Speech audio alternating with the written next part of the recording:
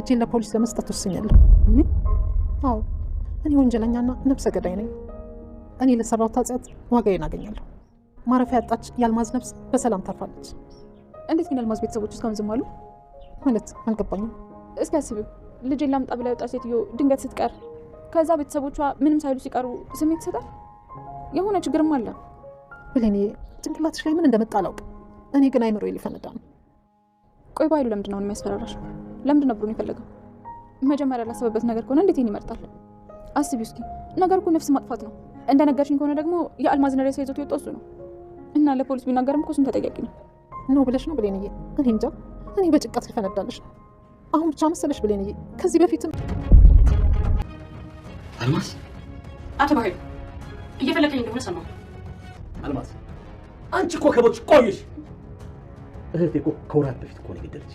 አንቺ ማለት እኮ ሞት ነሽ። ሞት እህቴን ባንቺ ሞት አስፈራረች። ብዙ ነገር ቀበላታል። ስለዚህ የእውነት ገልሻለሁ። እንዳልሰጠሽ ከመስጠቴ በፊት 300 ሺህ ብር አምጪ እያለ በተደጋጋሚ እየዛተብኝ ነው በማለት ለብሌን ነገረቻት። ብሌንም እትዬ እባክሽን ይሄ ነገር አያስጨንቅሽ፣ ይሄ ነገር ሆን ብሎ እየተቀናበረና የታቀደበት ነገር ነው። ነፍስን ማጥፋት ያክል ነገር ደግሞ ነገርሽን ከሆነ ሬሳውን ይዞት የወጣው ራሱ ነው። ስለዚህ አንቺን አሳልፎ ሰጠ ማለት ራሱ ይጠየቅበታል። ይሄ ነገር አንቺን ለማጥመድ የተዘጋጀና የተቀናበረ ነገር ነው። ነፍስ ማጥፋት ያክል ነገር እንዴት ነው? እሷ ልጄን ይዤ ልምጣ ብላ የወጣች ሴትዮ ቤተሰቦቿ እስከዛሬ ድረስ እንዴት ፈልጋ መጡ? በጭራሽ ነገር አያሳስብሽ፣ ይህን ነገር ቀስ ብዬ ጠርቼ እደርስበታለሁ፣ አንቺ እንድትታሰሪ አልፈቅድም ትላለች። ምንም እንኳ እናቷ መሆኗን ልቧ እየነገራት ቢሆንም በፊት አሁን ላይ ግን ከዲኤንኤው በኋላ ሰላምን ብትሆን ብሌንም ብትሆን እናቴ ናት የሚለውን ነገር ከልቧ ወጥታዋለች። ነገር ግን ሰላም ስትጎዳ ማየት በጭራሽ አትፈልግም። ግን ከበፊቱ አሁን ሙሉ በሙሉ ዲኤንኤውን ካየች በኋላ በቃ ትክክለኛ የሰላም ልጅ ቃል ናት የሚለውን ነገር አሳምነዋለች ራሷን። ሰላምም ቃል ልጄ ናት በቃ ብላለች። ከዲኤንኤው በኋላ ማንም ሰው ቢነግራት ወላጅ እናቷ ራሷ የቃል ወይዘሮ ሀረግ ብትነግራትም በጭራሽ ነገር ማመን አልፈለገችም ሰላም። እናም እንግዲህ ለማንኛውም ብሌን በፍጹም ሰላም ስትጎዳ ማየት አትፈልግም። ሞተች የተባለችው አልማዝም ወደ ሰላም ቤት መሄዷን ትታ ወደ በኃይሉ ቢሮ ሄዳለች። እንግዲህ እንደኔ እይታ ቀጥታ ሰላም ጋር ብትሄድ የተሻለ ነበር። ቀጥ ብላ እንግዲህ እሱም እኔ በህይወት እያለሽ ይህን ያክል ከተጠቀምኩብሽ እንግዳውስ እስከ ጭራሹ ብገላግልሽ የእውነት ብገድሽ ይሻላል በማለት በኃይሉም እንግዲህ የእውነት አልማዝን ለመግደል ቆርጦ ተነስቷል። አልማዝስ ምን አምና ወይ ደግሞ ምን የሆነ ነገር አስከትላ ነው በኃይሉን አምናው ቢሮ ድረስ አፍጥጣ ሄደችው? ካሁን በኋላ ምንም አታመጣ፣ ከአንተ ጋር ምንም አይነት ግንኙነትም ከአንተ ጋር ወይ ገንዘብ ይመለስልሃል እንጂ እኔ ከአንተ ጋር ከዚህ በኋላ መስራት አልፈልግም ያለችበት ያለምንም ነገር ሳትፈራው መሄዷ ይሄ ነገር የሆነ ነገር ከጀርባዋ አብሯት ያለ ይመስላል። አይዞሽ ብሎ የደጋገፋት ሰው ሊኖር ይችላል፣ ወይም ደግሞ ፖሊስ ይዛ ሄዳ ሊሆን ይችላል፣ ወይም ብቻ ሰው አብሯት ሊኖር ይችላል። ብቻዋን ደፍራ የበኃይሉ ቢሮ ካሁን በኋላ ከአንተ ጋር ምንም ነገር መስራት አልፈልግም፣ ያንን የማይረባ ብርህን ሰጥተኸኝ ጭራሽ ህይወቴን ልትገዛው ትፈልጋለሁ ወይ? ካሁን በኋላ እንደውም ያንን ገንዘብ መልሼልህ በነፃነት እንቀሳቀሳለሁ፣ ሰላም ማየችን አላየችን እያልኩ አልጨነቅም ብላለች። ቀጥታ ሰላም ጋር ሄዳ ያለው ነገር እንደኔ ማለት ነው እኔ ወንድምሽ አስፈራርቶኝ ነው እንጂ እገልሻለሁ ብሎ በጭራሽ በህይወት አለሁ ይህን ያደረግኩት ወንድምሽን ፈርቼው ነው ብላ ብትነግራት የተሻለ ይሆን ነበር። ሰላምም ወንድሟ ከሚያስፈራራት ይልቅ ለአልማዝ ገንዘብ ብትሰጣትና በነፃነት አይምሮ አርፎ ቢኖር የተሻላት ወይም ይቀላት ነበረ። አልማዝ ግን ለምን ይሆን በኃይሉ ጋር የሄደችው? እንዴትስ ደፍራ ሄደች? ጨካኝና አረመኔ መሆኑን ታውቃለች። ስለዚህ ከጀርባ የሆነ ነገር አለ፣ ብቻዋን አትመስልም።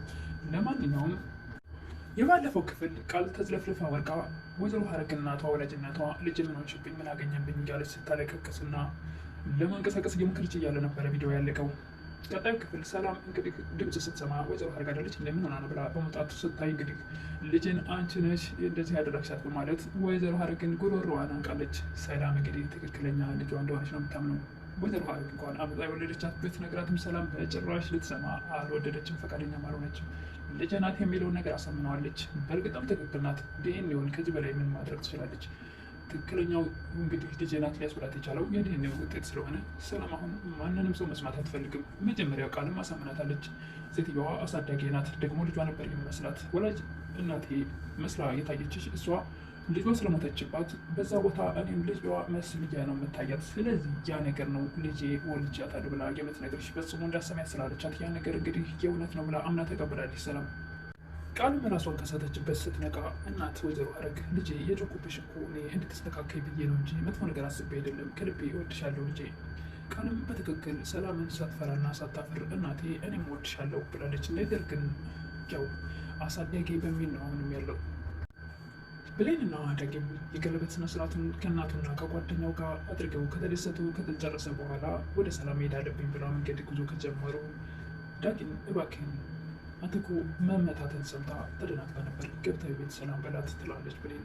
መስኪናት እኮ ሰላም፣ እኔ የምለው እኔና አንቺና ሰላም እኮ ባህሪያቸው አንድ ነው፣ ካሉ ጊዜ የተቀዳችሁ ትመስላላችሁ፣ ለእኔ ይህን ያክል ታስባለች ብዬ አስቤ አላቅም ነበር። በዚህ ዘመን እንዴት እንደሷ አይነት መልካም ሰው ተፈጠረ ወይስ ኖረ ብዬ አስባለሁ ሁልጊዜ። ብሌንም ወደ ሰላም ቤት በመሄድ እትዬ ፊትሽ ልክ አይደለም፣ አሞሻል እንዴ? ካልሆነ ወደ ሐኪም ቤት እንሂድ። አሁንማ አንቺ መተሽልኛል፣ የምወዳትን ቡና ስታፈይልኝ ቅልል ይለኛል፣ እንኳን መጣሽልኝ በማለት ሰላምም ለብሌን ፈገግታዋን አሳይታለች። እጅግም ደስ ብሏታል የብሌን ወደዛ ቤት መሄድ። ቃልም እዛ እንግዲህ አፋፍሳዋን ስተው ሶፋ ላይ አስተኝተዋት ብሌንን ስታይ ከምትናገራቸው ቃላቶች ደግሞ እጅግ በጣም እየተበሳጨችባት ነው።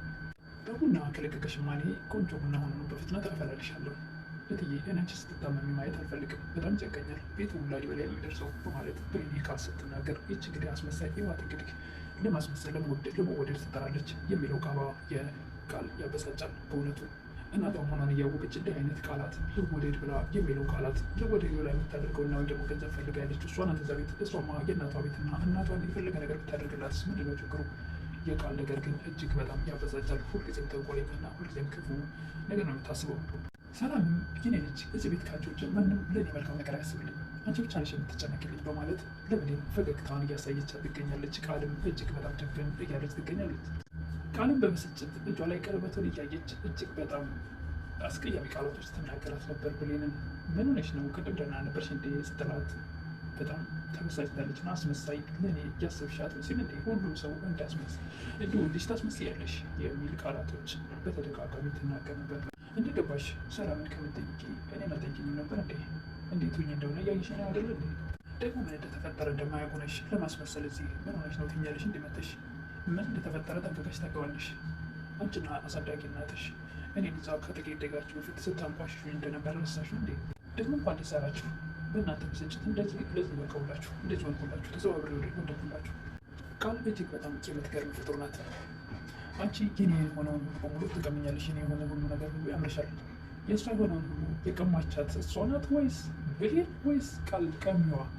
ተቀሚዋ በጣም ግራ ብታጋባ አበሳጭ የሆነች ምግብ። ሰላም በዚህ ሰዓት ጸጥ ብላ ታዳምጣለች። ነገር ግን ሊገባት አልቻለም። ማንም ቢነግራትም አትረዳም።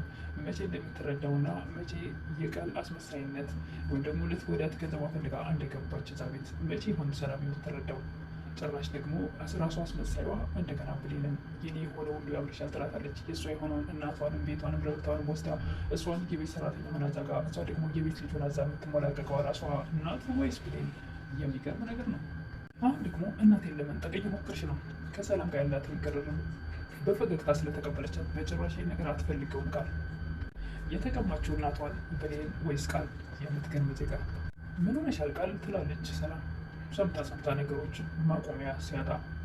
እባክሽ እናቴ ተይኝ፣ አንቺ የኔና የኔ እናት ብቻ ነሽ። እትዬ ልክ ናት ቃል። ማንም ሰው የራሱን ነገር ሲነካበት አይወድም።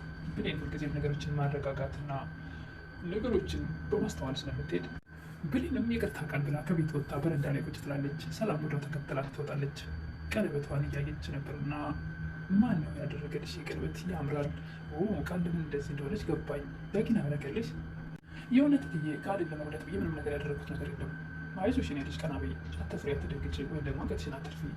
እኔ ላንቺ በጣም ደስተኛ ነኝ። ምንም እንኳ የቃል ማዘን ብጥፍ ያሳዝነኝም፣ ነገር ግን አንቺ ደስ ስላለች ደግሞ ደስ ብሎኛል። አንቺና ዳጊ ምን ፈጣሪ ነው ያጣመራችሁ? ማንም ቢያዝን ማንም ቢከፋ ማንም ሊለያችሁ አይችልም። ደግሞ ለዚህ ክብር ስለበቃሽ በጣም ደስ ብሎኛል። ኮርቼብሻለሁ ብሌንዬ። ሰላም አንድ ነገር እያስጨነቃት እንዳለ ብሌን ተረድታለች። እትዬ ምንድነው እያስጨነቅሽ ያለው? እስቲ ንገሪኝ ብትነግሪኝ እኮ ይቀልሻል እትዬ። እሳቸውም ወይዘሮ ሰላም በጣም ብዙ ነገር እያስጨነቀኝ ነው ያለች። ንገሪኝ፣ አንድ ነገር እኮ በልብሽ ይዘሽ ከምትጨነቂ ብታካፊኝ ይቀርላለን።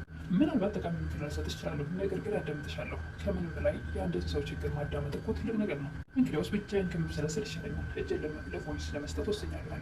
ወንጀለኛ ነኝ፣ ነፍሰ ገዳይ ነኝ። ስለዚህ እኔ እጅን እሰጣለሁ። ማረፊያ ያጣች የአልማዝ ነፍስም ደግሞ በሰላም ታርፋለች።